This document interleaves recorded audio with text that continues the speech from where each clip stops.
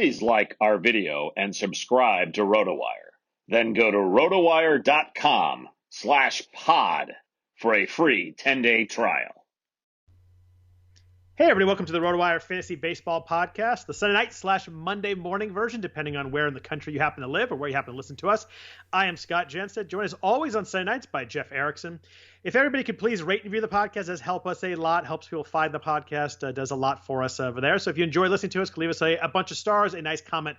We would greatly appreciate that. There are some new comments that have gone up that have been good, so we do very much appreciate that. Jeff, it's March. It's March 7th. We're getting closer and closer to the season. Drafts are going on. We're doing TGFBI. I can never say that. Just say TGBY. It works. There you go.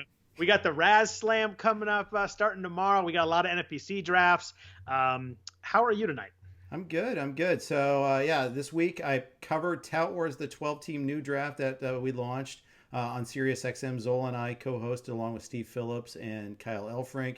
Then last night, Saturday night at First Pitch, Florida, they had a Zoom coverage of the Labor NL salary cap draft, and I did that 4 hours straight. Me and Alex Chamberlain, we had no commercial breaks.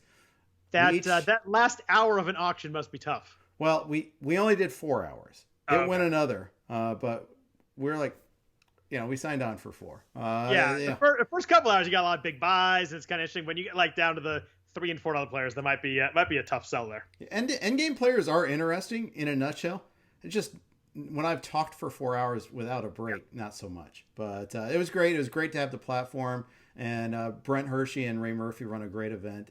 Usually it's in person. And they have it's like First Pitch Arizona, except now they're surrounded by the labor draft. But so it was cool to do that. Alex is brilliant. We'll get him on the pod again. I had him either last year or the year before, I forget which, but I'll definitely, he's a super smart guy. He's in the RotoWire magazine, which you can get at rotowire.com/magazine if we have any left. Otherwise, you're at the RotoWire magazine ttoo, right?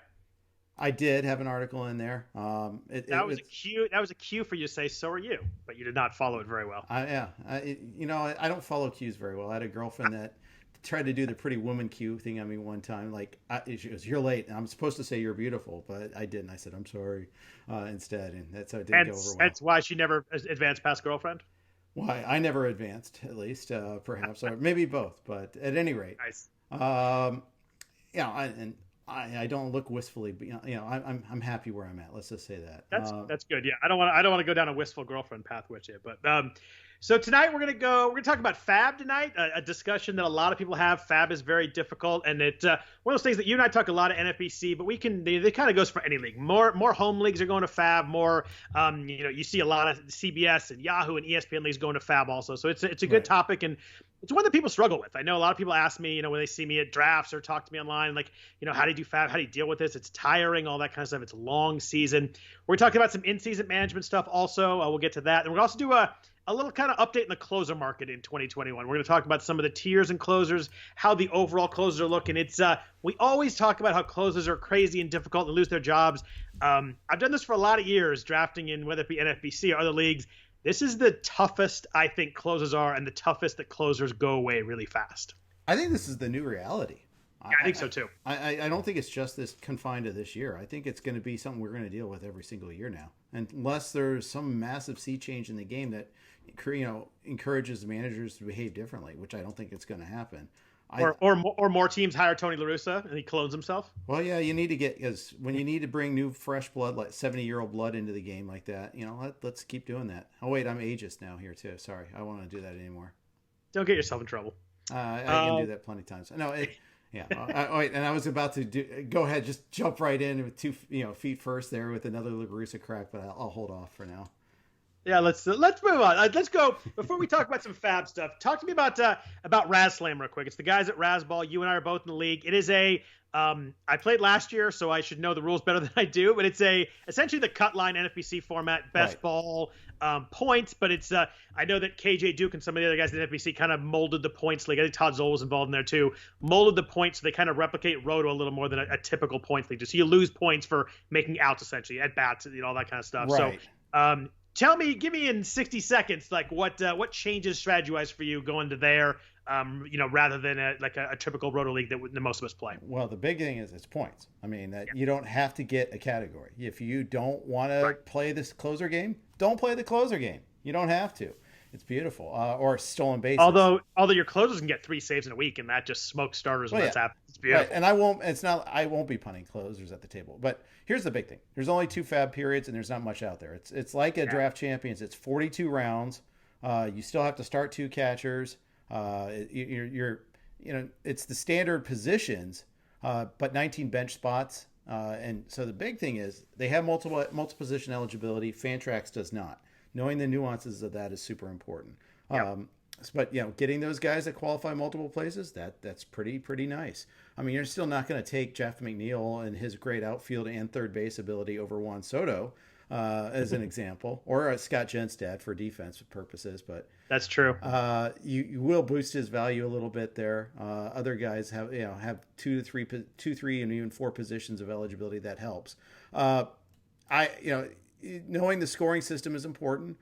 6 points for a win, 8 points for a save. It's just tracking down those innings. Getting outs is important. Do you get the feeling, since you're talking about innings and wins, I assume strikeouts are majors because you actually get a point for every strikeout in addition to getting points for outs. Right, so of course. That makes sense. Yeah. Strikeouts are really ramped up, right? Yep. Point per strikeout, and a point for every inning. I'm looking at this right now. Yeah. So point for every out. So it counts double. Yeah. Right. So you get a strikeout's double out than a typical 6-3 ground ball. So that's major too. The thing I like for me is you don't have to worry about his steals as much. I tend to struggle drafting steals in leagues. Always a weakness for me. And if there's a guy that they've built it in so that steals are really valuable. So there's a guy that gets steals I like, fine. But I don't have to search it out. I don't have to grab Miles Straw at some point. I don't have to make sure that I look for Victor Robles or Byron Buxton. I kind of just draft the best players, and that is kind of fun. Yeah, that is. I have a couple of leagues with Leody Taveras, same sort of principle there, chasing speed a little bit there. May not be actually proven that he can hit yet. We'll see. But he could have power, but I don't want to get stuck in the player analysis here too much. That's too bad because I was going to ask you what you thought about Miles Straw, but we can do it later. No, we can talk Miles Straw. And man, I could make an argument for him, but I could too. I mean, if he, I just got that. Slow. If he leads off though, it's got to be a little bit interesting there. I mean, they have him leading off right now, if he sticks there, you got to think that at some point they move that around and Cal Tucker maybe moves up and Altuve hits 1 and Tucker hits 2 or something. But it sounds like Straw is going to lead off. They're going to give him a shot to kind of earn the job and earn the leadoff spot. It's I don't know. You got to move up a little bit with the lineups we've seen in spring training so far. Yeah, that is kind of encouraging. He's walked in the minors. Yep, he doesn't hit for any authority though, and that's the thing that scares me. Jason Tyner had a good walk rate in the minors too. So did Isak Sneed, and I made the Tyner comp on SiriusXM today, so it was fresh in my mind. But I wanted to add another one to the mix there too. I wanted to be make sure we got equal time for someone else with a similar skill set, but.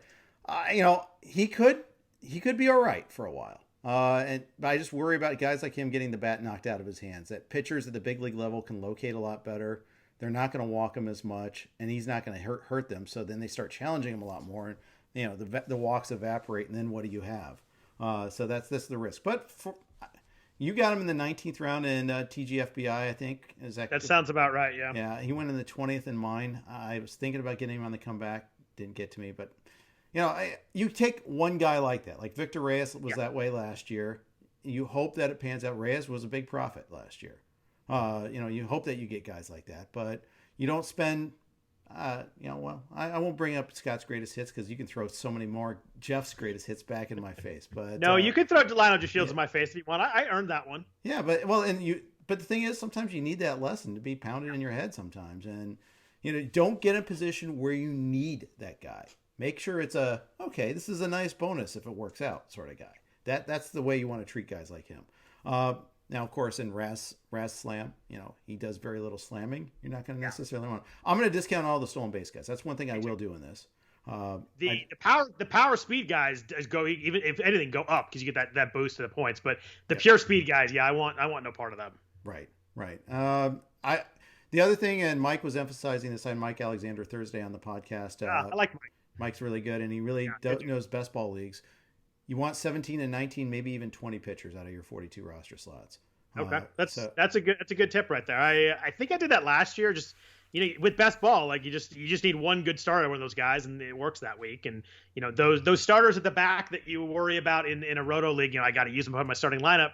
If they get blown up, they're not going to start for you that week anyway. So it's not that big a deal. Whereas in a regular league, you got to pick, and if they start and they blow up, that's bad. But at a best ball, you never use those starts anyway. So those innings eaters, I imagine, can be pretty valuable this year, considering we're going to have an inning shortage for a lot of starters. Yeah. Now the thing is, when do you take those guys? I mean, we've seen in all NFBC formats where the pitching just gets pushed and pushed and pushed. Yep. I wonder, because it's best ball, do you have a little bit more flexibility to kind of go volume instead of maybe build your base of 6 to 8 hitters first, and then just take like 10 pitchers in a row? Yeah, I think that could work. I think volume is important. I've actually I found some pitchers I like in that 12th to 20th range. I'm kind of building that. I'm probably building that database now before we get to the main event and all that kind of stuff. So I'm slowly getting there with getting deeper with pitchers, and I'm finding some guys that I'm okay with. But it's definitely slim pickings compared to normal. Yeah, I'd agree with that. And but it's slim for everyone too. Yeah, so the thing is, traditionally, the teens are when you load up on some good pitching, and you'll see some yellow brick roads. Now, did that start a little earlier? Maybe, I don't know. I'm drafting 6. I want to see what the draft brings me, but I probably won't be going Cole or DeGrom in this one, whereas I would in another format. I gotta, we'll find out. I've got time to kind of run the numbers a little bit more tomorrow morning, but we'll see. How about you? What spot are you in? So excellent question. I think I'm 10th. You've been spending all night studying for this. Don't lie. You're hiding it so well. I think I'm 10th. I think I saw the draw and figured it was another league that I did terribly in a draft pool, so I just rolled my eyes and moved on. Somewhere Tom and Derek at NFBC are laughing at me because I like to blame them for my draft spots when it's obviously nothing to do with them. But yeah, I pick. Looks like I picked 10th. Okay, that's not bad. Who else is in your league? Anybody I know? Pat Fitzmaurice, who I think was in our football pentathlon. Oh, he's a good player. Yeah. Good player, and that's about all that I recognize, I think. Okay. I'm very bad at remembering names and stuff, though. I do that enough with work, so I try and not do that with my fantasy life. I'm Jeff, by the way. Nice to see you. Well, that one I got. All right. Oh, Shelly is in there. I know Shelly. Oh, yeah. She's a good player too. Yeah. Okay, good. Yeah, so there's a couple good ones in there, but I'm sure everybody else probably is too. It's just I don't know. There's a Friends with Family Benefits person I don't know is. Oh, Rudy Gamble's. Oh no, someone named their team Rudy Gamble in my league. It's not actually Rudy Gamble. Interesting. Well, I've got Vlad in mine. Or more like I'm in his. As a case, he hasn't done very many leagues so far this year, so you're fine. No, he doesn't know the player pool at all. He doesn't talk to us either, so we have no idea who he likes. Yeah, no doubt that that'll be fun. You guys will have some good interaction in the league then. Yeah, Stan's son is in this one. When the list came out, like 4 people saw it and said, "Dang, that's a league." Like Kenyatta is in this one. There's some good players in this one. You can't find the sucker at the table. You're the sucker. I think that's it. I'm the sucker. I'm the fish. Yeah, look at that. I got my 10th draft preference. So yeah, looks about right. I don't think they did KDS. I think every number matches the preference. So yeah, I think you're right on that one. So yeah. So let's talk about FAAB. A lot of people talk about it. It's a hard thing to do, but it's one of those things you got to do well, especially in an NFBC type format. Your draft is just is a big part of your team, but it's the in-season management is a huge thing.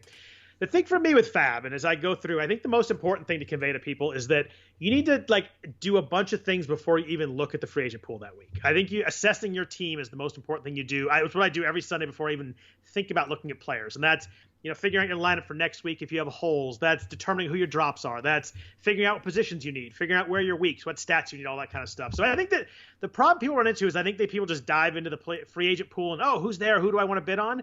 Where I think the first 3 steps you got to take involve looking at your team and assessing inward and kind of figuring out what you have to do.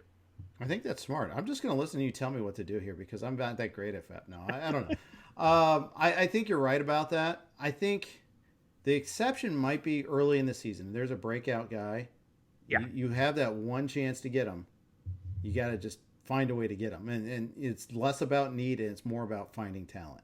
That's very true. There are those game breaker guys that you're gonna bid on no matter what. But I think even when there's those guys, you still got to figure out what you need, how much to bid on a guy like that. Really depends on what your team looks like too. I mean, if you have 3 shortstops and let's just say Carlos Correa, his rookie year comes out, like if he's not going to be an automatic starter for you, I mean, it depends how much you bid on him. Obviously, you want to bid anyway because you think he's gonna be really good, but I mean, there's just people always ask me, how much do you bid on this guy? I'm like, well, there's like 14 questions I have to ask you before I can answer that question. Where, if you don't have a shortstop, that's huge. If you are trailing in home runs, I'm just using Correa because he was really good that year. But if you're trailing in home runs, like that matters too. If you're trailing only in batting average, you worry about his batting average, maybe not as much. If you have 2 shortstops, like there's so much that goes into what you need to bid that I think just knowing your team really well internally and that. The first thing you do is you got to map out your lineup for the next week. Like, do you need pitchers that week? If you have 10 guys you like in starting pitchers, like you don't need to wait. The key is like FAAB takes time, but I think you got to spend that time efficiently rather than jumping in. So if you have 10 starters or 8 starters and 2 closers you really like that week, like you're not going to spend hours looking at the kind of marginal 2 steps because you're not going to use them anyway, or the marginal guys on the edge. Like you're looking for guys. You're looking for a pitcher like, I think this guy might be good long term, sure, but you're just not spending 2 hours on the marginal guys, at least in that league, if you have 10 guys you need. So I think that knowing what your team looks like going towards the next week, and that involves hitting matchup, pitching matchups. Do you have any injuries? Do you have an AL DH going to an NL park? Like all that kind of stuff just impacts so much you do, and I just don't know you can jump at the free agent pool before you figure out what your team looks like for the following week. I almost think the first step might be look at the schedule. Look at those who's got 5 games, who's got 7 games, or 8, as the case may be. Who's at Coors? Who faces the Orioles or the Pirates or the Tigers? It matters. Yeah, absolutely matters. And like you said, the interleague games, and they matter. And last year, so here's the thing: last year, interleague games didn't matter. I mean, it didn't matter that it was interleague because we had the universal DH. But now. Yeah. Unless we find out at the 11th hour that it's changed back again, then that matters again. And Nelly Cruz, there's like 5 really good ALDHs this year, and that's going to affect you all the time, especially because maybe Stanton gets outfield eligibility, maybe Martinez does. But I was going to ask you about JD. Do you think JD probably plays outfield in the National League parks, right? Maybe 2 of 3 games, something like that? Maybe, but he could go all Chris Davis on us. I don't know. I mean, sorry. Gratuitous, too soon, too late. Right. He did enough good things for us. I'm fine with it. Yeah. But Franmil Reyes isn't going to play the outfield. Yeah, that's a good one. And obviously you said Cruz, Jordan Alvarez is, I can't imagine, definitely going to play the outfield. They may play from some first base. That's what I've been reading some notes on that. They want him to be able to play first base, but he can't run around the bases yet. Like everybody's like, oh, he had a home run in BP. I'm like, well, yeah, did he run around the bases afterwards? Yeah. No. I mean, it's a problem. We're at March 7th, and he's not even trotting around the bases or doing anything game wise. Like, are you worried about Alvarez yet? Being ready for opening day? Like, where do you follow him? I mean, he's moving up a little bit in drafts. He's kind of a 6th, 7th round pick. It seems scary to me that I don't know we have any. He might be fine, and we just don't know it. But we don't know that he's not fine, which is concerning to me. I am always not there when he comes up. Yeah. I'm trying to see where I have him on my rankings, but I just know it's not good. I don't think he's someone that. I know why it's sorting backwards there for me. So I have Jordan Alvarez around 80, which never gets him. He's always like in the 60s is where I see him go, and 80 and falling, not climbing, and he's actually climbing. And his ADP in the last 2 weeks is 78 right now, but I agree with you. I think that I've seen him in most of the drafts I've seen. I think in the 60s is kind of the price right now that he's taken BP and everybody's kind of getting excited about him. And he's an incredible hitter when he plays. Like that 2 years ago, the dude he just mashed everything. But he came out last year homered and then didn't play again. It's just I'm super worried about it. The utility only. I don't know. There's just enough there that I'm probably not getting him in any leagues. 23-year-old with 2 bad knees. I mean, that's just it does. It's tough. It's tough. I mean, he could hit 330 with power, and then I lose, on that. Yep. But I'm one of those that I can admit I could lose pretty badly on him, but I think I'm willing to take the loss at this point. Are you more willing to take him near the point his ADP or Stanton at near his? Stanton. Are you willing? Are you in on Stanton? Yeah, I mean that's like 40 to 50 picks later. I think that gets to a range there where I'm more okay taking a risk. In the 5th or 6th round, I'm getting my closer. I'm getting a really good hitter. I'm getting my second starter. It's just I'm getting spots that like those are my foundation pieces of my squad. And in the 9th or 10th round, like you're gonna have some misses there, and I'm more willing to take a risk at that point. I tend to be pretty risk averse in the first 5 or 6 rounds if I can. I'm going to tell you something shocking here. Please do. I know this is going to cut deep towards you personally. Stanton, Alvarez, and JD all went for more tonight in AL labor than Nelson Cruz. I mean, that just makes no sense to me. Right? And those are really good players. Right. And I get Alvarez. I mean, Alvarez is getting drafted before him too, but like, there's no way I pay more. I mean, I guess JD Martinez, there's, one bad year, but there's no way I pay for Stanton over Cruz right now. Yeah. And the thing is, it just takes 2 to tango on that. It could be 2 It people does. that really buy on that. That And auction it could have been dynamics the last good hitter up in a tier too. Like, there's a lot of things that go into that. I do get that. Yeah. So talking about, looking at your team when you're doing FAAB, the second thing to do is like, you got to determine who your drops are. And that kind of is a 2-pronged phase. There's obvious drops. There's guys who are hurt long-term. There's guys who are just playing so badly. Like, I'm dropping that guy. There's a pitcher you picked up for 2 starts. Didn't work out. You're going to drop him back. Then there's other guys. There's the kind of fringe guys. It depends on who's available. But I think, looking at your team, depending on how many drops you have, it depends how aggressive you look at free agency too. If you got 4 drops, you got to really dig in on the free agent pool because you're really looking for players that are going to help you. But, if your team's pretty solid, you have 1 or 2 drops, again, you're looking at a higher threshold of guys. You're looking for, guys you're really going to play long term. And so it really affects. I think that we always talk about picking people up. We don't talk enough about drops. It's kind of hard to do because every league size is so different. But I mean, determining who your drops, that's like the second thing I do before I get into free agency at all. You got to know who you want to drop, who you're willing to drop before you jump into who you want to add. Yeah, I'd agree. And, the thing is, and also look at those drops from the week before to look for your free agent pool also, because people will make mistakes. But you know what? True.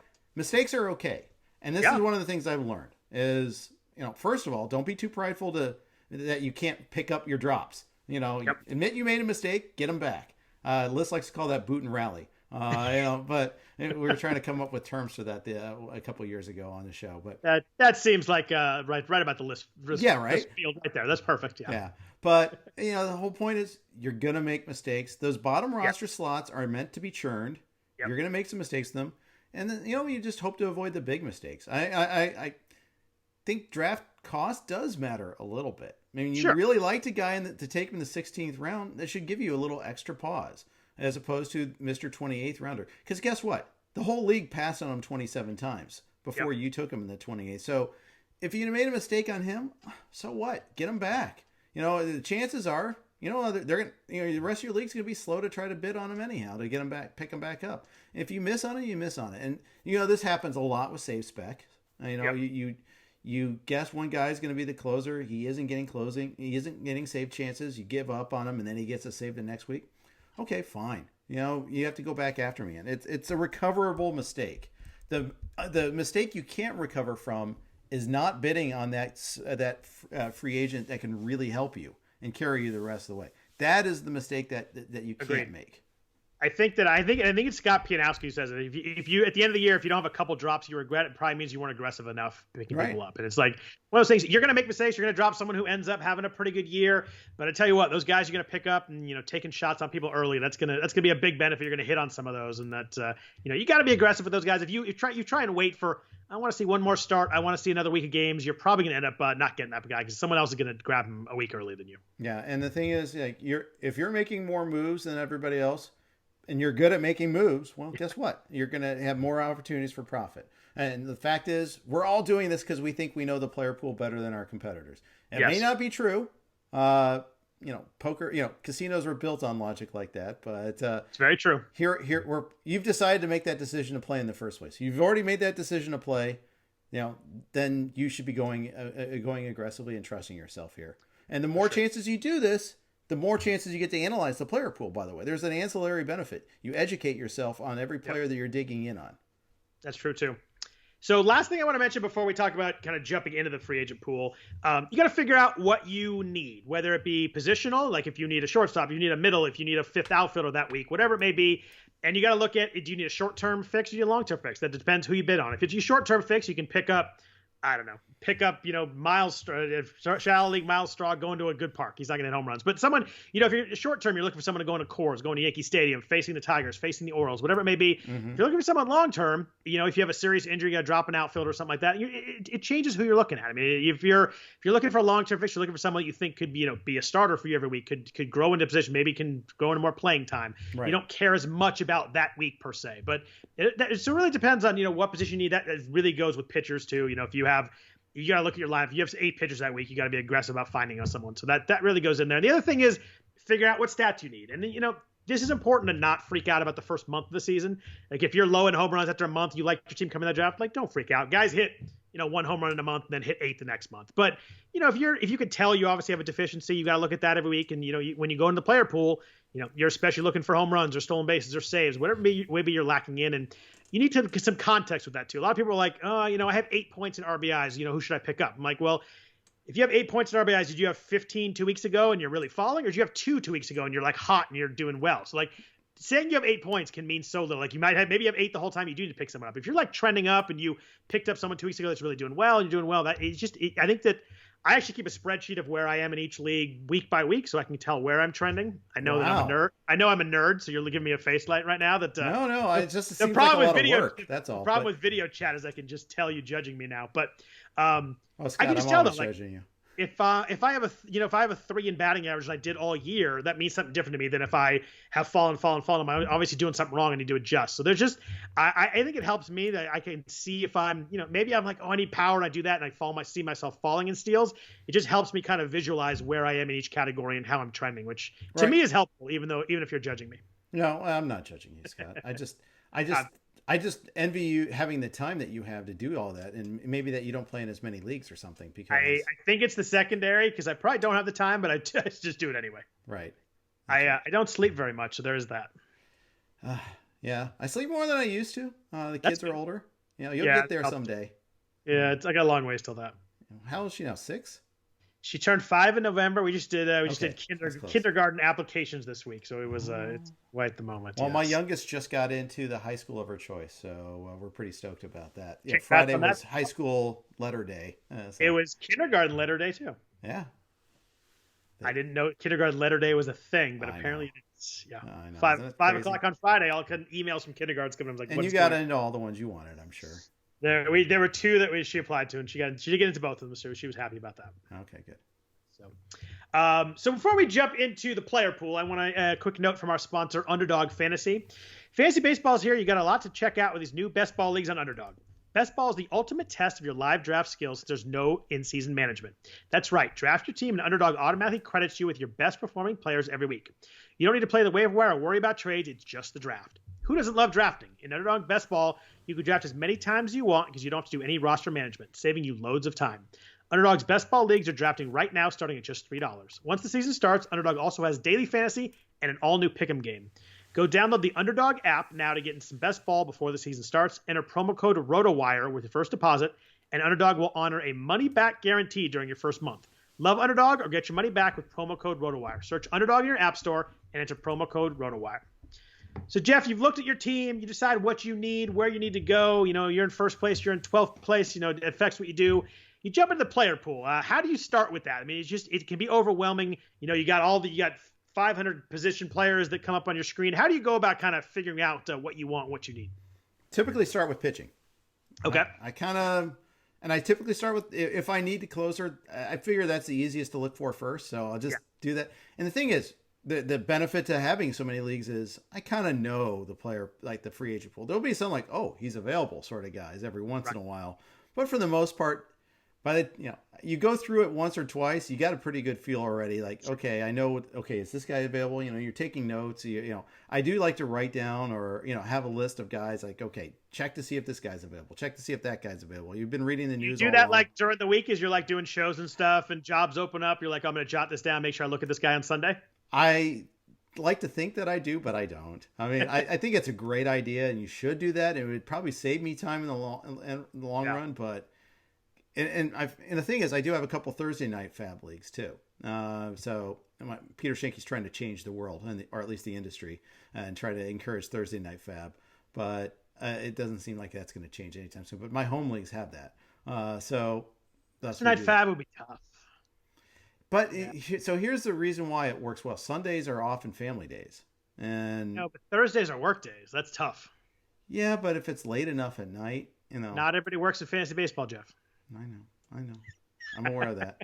And not I get the family day thing is tough too, because I mean everybody's like, oh, I'm spending 9 hours on Sundays working on FAAB. I'm like, yeah, that's hard if you have wife and kids or multiple kids, whatever it may be. Right. Yeah, it's tough to like block out that day for six months. Yeah, mix in like youth soccer. Julia's starting to get close to that, so it will be in the fall. She should do AYSO. I'm a big fan, but anyways, I need all these sports to open up and we can do it. Yes. Yeah. Well, we're getting there. In fact, we've been inching towards it. We've been doing some practice sessions, but I'm far afield again. But things are going well. It's getting closer. So I start with the closers first. Then I hit starting pitchers. I look for the 2-star starters. I look for, I look to see who's gotten strikeouts lately. And sometimes as a quick, dirty search. I look at ownership percentage. I think that's a Scott trick that I started doing a lot more. Yep. It's not great for a guy that gets called up, but it's great for guys that have been pitching for a while. Yeah, it is. Yeah, that's interesting, and I want to give some props to your RotoWire, the projection starters grid. I think it's the best one in the industry, and I would only say that if it's actually true. And I think that I would only say that way. Mm-hmm. The way the starter grid you guys do is like updated literally constantly all day long as news comes out. So it's a really good resource. So if you do happen to subscribe to RotoWire, hopefully you do. It's a really good source. If you're looking for 2-star pitchers, you scroll down that list and boom, you can it's really easy. It's really simple. It's updated constantly, which I think is the most important part. There's a lot of sites that have good lists but don't update as often. And as you get into Sunday afternoon, news is coming out. Like I just need somebody to update that for me, and you guys do a great job with that. Oh, thanks. Jason and Darren Brown, it was their brainchild to start that. They've been long-time RotoWire writers. One of our original beat writers. They still do a lot of work for us, but now we have, the way this business is, we have full-timers like watching that all the time too. Because it used to be like, okay, a daily update. Okay, great. This is awesome. Yeah. Now it's like, this happened 10 minutes ago. You don't have this in your grid? Well, yeah. I mean, if news comes out at 5:30 on a Sunday that someone is now moving it from Wednesday to Tuesday and they pitch twice that week, like that's got to be updated. If you're going to be a good site, that's got to be updated. It's just the way it works these days. And when someone gets scratched, that's huge. Yeah. Everybody moves up a day, everybody moves back a day. You get a rain out, and you get managers announcing who's going to start instead. It's just there's a lot that goes into that, and not having to go to every single beat writer on Twitter to find it and go to the grid is a lifesaver. Yeah, it is. It's one of our better tools. Yeah. So then you talk about offense. I tend to go. I usually sort by the last 2 weeks or the last week, like somewhere in there, so I get the range. And I sort by at bats to start. Just want to see who's playing. Who do I not know? I mean, there's 30 teams. I watch a lot, but I can't watch every team. And as I see, this guy had 28 at bats last week. I go in, boom, to see what he did, all that kind of stuff. See where he's hitting in the lineup. I think sorting it by bats is a really good starting point to just kind of figure out who's playing, who's getting playing time. And then bidding amounts. Like I think that's the hardest part. People always ask me, how do you know when to bid 35 someone or 105 on someone? And the answer is you don't really. Every league is very different. You and I talk FAAB bidding every Sunday night during the season. We'll talk about our online leagues, and one of us helps someone go for 212. We'll go for 46, and it's just like there's no way to really know. My best way to look at it is, are you looking at a short-term ad or are you looking for a long-term ad? If it's someone a long-term ad, then I'll get a lot more aggressive. A short-term ad, I am, very rarely above $30 for someone. I think 2-star pitcher, maybe 30 to 40 somewhere in there. But my biggest way I look at it is if I click on the, free agent bid results, I want to be happy that I got some of the price I got him.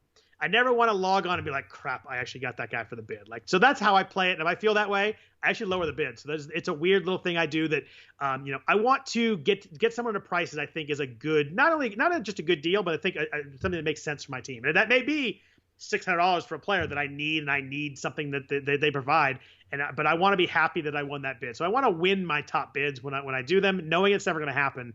But that's kind of how I go into it, rather than trying to win the bid by $1. You're just never going to do that, despite what people think. Yeah, every once in a while you get lucky and you do that, but it's not because you're brilliant design more often than not. It's just it's good you're in the right ballpark of where someone is. For sure.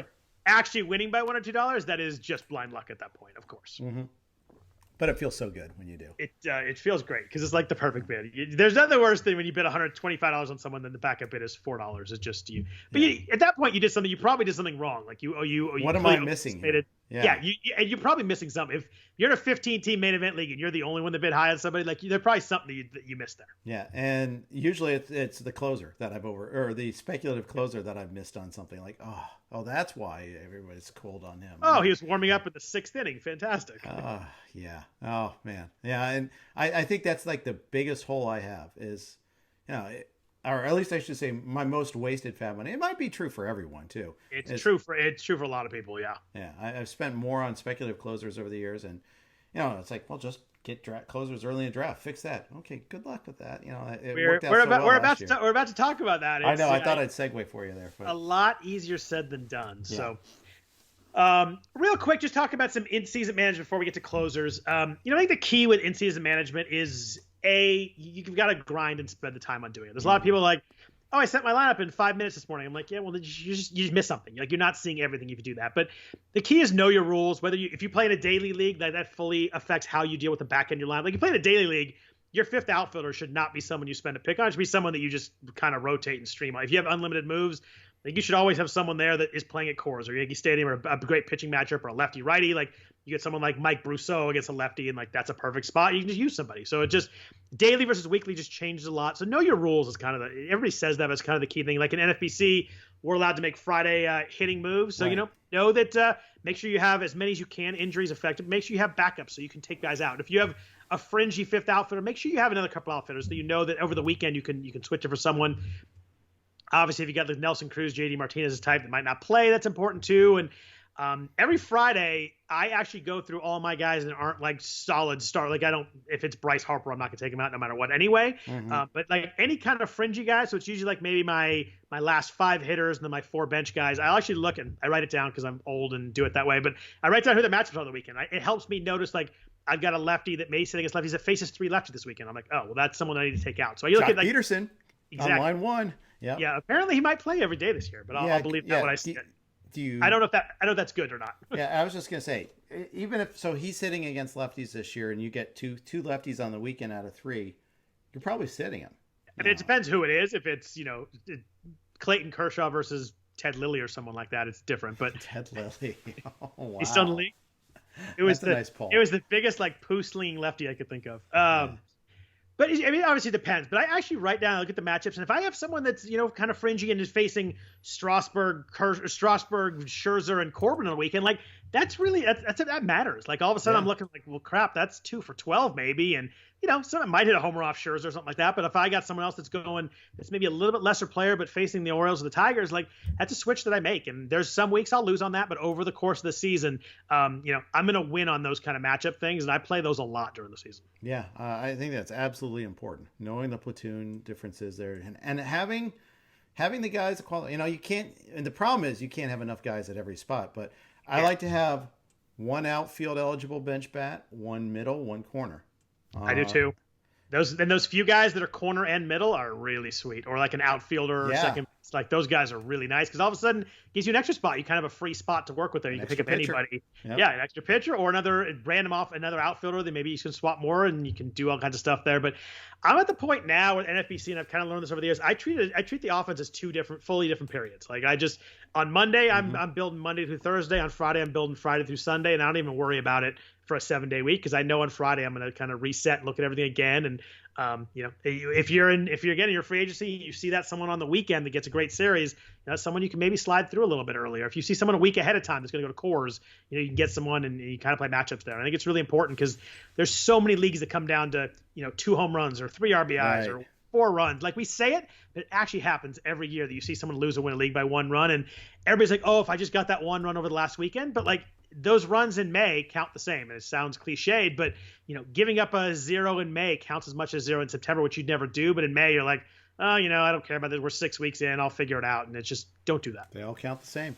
So let me ask you this. Catchers. I think they're different. Say if you invest in a catcher, let's call him Sean, for instance, because you may have a guy named Sean on your team. His lungs might not be the best, but we're hoping to get better. So in May, he has a problem with that, and he's going to be out a month. How aggressive are you digging into that catcher pool on the waiver wire in a 15-teamer or a 12 for that matter, but a 15-teamer? We know it's going to be pretty ugly. How long is he out? A month? A month. So we're talking about Sean Murphy. So that's about a 10th to 12th round pick. I'm probably in May. I'm holding that and I'm picking up another catcher because I'm not going to take a 0 for that amount of time. You're going to carry the 3 catchers. I will. A month would probably be the extent of it, though. If it's like a 6 to 8 week injury, I'm probably dropping Murphy at that point. It's always the toughest call. And if it's August, I'm probably dropping Murphy even if it's out a month because it's just by the time he comes back and all that kind of stuff. And they say a month, it's probably 6 weeks, especially with a catcher. So it has to be early on. It has to be fairly short term. It has to be someone that I took maybe in the first, say, 12 rounds. If I have, I'm just going to use Omar Narvaez as an example, and he gets hurt for a month. That's like the easiest drop. I'm just dropping that and picking someone else up. Yeah. When someone held a gun to your head and forced you to take Omar Narvaez, then yes, at least you get the drop. Well, I was trying to think someone in that your was like, face. I was trying to think someone was like, 18th to 22nd round rather than, Elias Diaz in the last round. I don't know. Yeah. Use whatever name you want to use. I don't know. Tom Murphy, someone that, They're going to throw Tucker Barnhart in my face, but that's okay. Tyler Stevenson, though, on the other hand, oh, man, I'd be like, I don't know. It's gonna be a tough call. Let's go. We'll go like James McCann, someone like that in that range. I'm probably more aggressive dropping someone like that for out a month than I would be someone I spend a little more draft capital on. So it's a close in between there. But yeah, I'm not taking 0 for a month at catcher. That's for sure. Yeah, I like McCann, by the way. I think he belongs in that Murphy tier. But go ahead. Really? Yeah. Oh, I like that. That's a good point. I just scrolled down and picked someone another tier behind Murphy. But sure, that's good. Yeah, he mashed last year. There's no doubt. Yep. Going to play a lot. So yeah, I mean, and the key is grind it out. I know it gets tough. The summer's long in baseball, and there are Sundays where I'm like, I love doing FAABs. I'm a little bit weird that way. I know a lot of people hate doing it and don't play as many leagues. I love sitting down on Sunday and trying to figure out my team. It's like the most challenging, fun part of this to me. So sure. I'm a little weird that way, and I get that. I think some people think it's kind of like work, but I just, I kind of look at it as an escape from work. A couple hours I can just kind of spend looking and thinking about baseball. So I love it, but you just got to do it. And like the Sunday, the Mondays and Fridays, make sure you know who's starting. Like if you have a guy with 3 games, and he's sitting the first game, he's a fringy guy. Like that matters too. Like so, RotoWire has a great lineup tool too. I mean, it's one of those things I'm always with the guys I write out in fringy. I put a little check mark if they're starting, I put an X if they're not. And if they're not starting that first game, suddenly that becomes a 2-game week. And I that's someone that I'm looking to get out if I can. Sure. That makes perfect sense. And, you can save a lot of points just optimizing with the hitters like that. I mean, really can. The thing that, and we get stuck with a lot of like Monday injury announcements. And so you can't necessarily FAAB correctly for it, but you can set your lineups correctly for that. Yep. It's very true. And with the Friday moves, if someone gets hurt on Tuesday and they're day to day, we have the ability to get them out, which is a great improvement to the game. Whereas, someone got hurt on a Tuesday and they sprained their ankle, you miss them the whole week. That was the worst. Yeah. Before we get to closers, one other point I want to make is like knowing your FAAB, going back a little bit, know your FAAB rules really well. For instance, in FBC, $1,000 FAAB budget, $1 bids, no $0 bids. When you're out, you're out. That's very important. There's a lot of leagues that do 0 bids, and the FPC does not. You're out, you're done. That's a good Tout point. Wars, there are $0 bids. There's also IL spots, excuse me. Won't be the first or last time I did that, but my home league, we have $0 bids, but we have no IL spots.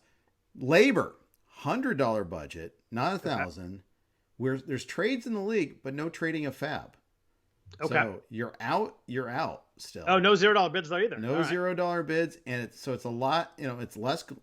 You're losing an order of magnitude there. So, a $3 bid there is like, ooh, okay, it's like a 30, but it's really worse because you don't get 3.5 in there. You don't get 3.2. You can't kind of get those sneaky little add-ons or subtractions, but. So, and that's where I really have a leak in FAAB. I find myself running out too quickly. Instead of like $2 on my speculative closer, I'm bidding 5 to 7, and those add up. I mean, you find yourself in July and you've got $10 left. You're like, ugh. The Brian Cranston GIF there. And that's essentially you're going to pick up like 8 guys, and none of them are the ones you want because you're going to get outbid on everybody you want at that point. Yeah. How am I winning this? This great. Pick a Steve Cishek bid. I'm brilliant. I got him. Oh, he got one. At least you pick a random player who's still in the league, so I'll give you props for that as opposed to Ted Lilly. Yeah. Last thing I'll ask, and people always ask me, what do you do in September? We talked about this on a couple of panels that I've done. there's no like concrete answer to how much money you want to have for the last month, but my number I usually ballpark to hope for is about $75. I want to be able to use $20 a week, and if I need to bid $20 on a 2-start pitcher or a hitter that gets called up or someone that falls in some starting spots and stealing bases, I want to be able to outbid somebody if I need to. Yeah, I think it makes perfect sense. I think it's a big leak not to have FAAB in September, especially because the rosters are so fluid, and the information is scarcer too. So, I've lost leagues by not being able to outbid the team that's ahead of me or right behind me in September, and it's a frustrating feeling. Yeah, it's a bitter pill to swallow. It is.